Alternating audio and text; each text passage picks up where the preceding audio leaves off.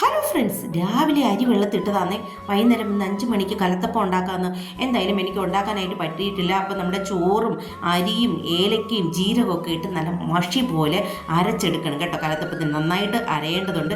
ഞാൻ അരച്ച് വെച്ചിട്ടുണ്ട്. എന്തായാലും ശർക്കര ഫ്രിഡ്ജിൽ നിന്ന് എടുത്ത് വെച്ചിട്ടുണ്ട്. ഇതിനെ നമുക്ക് ഇടിച്ച് പൊട്ടിച്ച് പാനിയാക്കാം കേട്ടോ. ശർക്കര പാനി എൻ്റെ അമ്മേ ഒടുക്കത്തെ കട്ടിയാണ് കേട്ടോ. എൻ്റെ വെട്ടുകത്തിയോട് ഞാൻ ശർക്കര പൊട്ടത്തില്ലെന്ന വാശിയാണ്. ഞാൻ നോക്കിയപ്പോൾ ഇടികല്ലിരിക്കണം.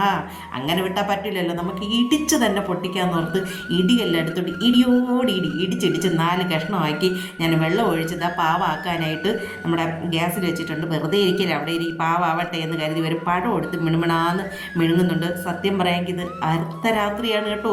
അർദ്ധരാത്രിയിൽ ഒരാഗ്രഹം എനിക്ക്. അപ്പോൾ ഞാൻ എന്തായാലും കഴിച്ച് തീർത്തിട്ടുണ്ട്. നമ്മുടെ ഈ മാവിനകത്ത് അല്പം ഉപ്പ് ബാലൻസ് ചെയ്യാൻ ഇട്ട് കൊടുക്കണം കേട്ടോ.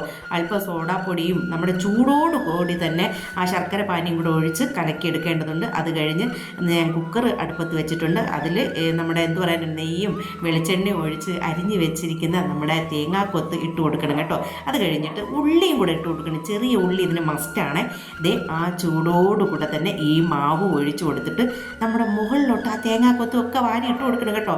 ചറപറാന്ന് അങ്ങോട്ട് അടച്ച് വെച്ച് ഒരു 10 മിനിറ്റ് അതാന്ന് പറയുമ്പോൾ കലത്തപ്പാവും. വേറെ ഒരു പണിയും ഇല്ലെന്ന് ഞാൻ അടച്ച് വെച്ചിട്ടുണ്ട്. അത് കഴിഞ്ഞിട്ടേ തുറന്ന് നോക്കി ഒരു ഇരുമ്പ് കമ്പി കുത്തി എടുത്തുകൊണ്ട് വന്നിട്ടുണ്ട് കേട്ടോ. കുത്തി നോക്കിയാണ്. എന്തായാലും നല്ല സൂപ്പറായിട്ട് വെന്ത് കിട്ടിയിട്ടുണ്ട്. വെറും 10 മിനിറ്റ്. കേട്ടോ, എനിക്ക് നല്ല ഷേപ്പൊന്നുമില്ല, ഇന്ത്യയുടെ പൂവടം പോലെയൊക്കെ വന്നിട്ടുണ്ടെങ്കിലും സോഫ്റ്റാണ് കേട്ടോ. എന്തായാലും നല്ല സോഫ്റ്റായിട്ട് ഇരിക്കുകയാണ്.